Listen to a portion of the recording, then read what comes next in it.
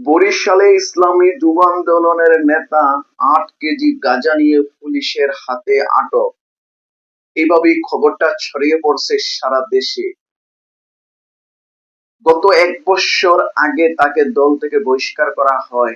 এই নেন তার প্রমাণ।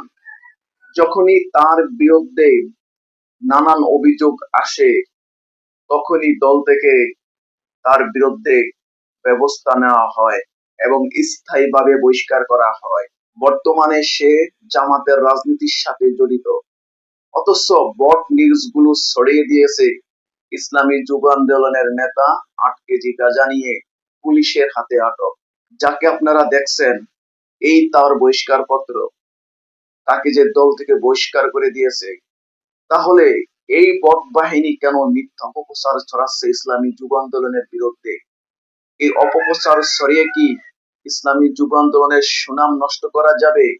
কখনো না।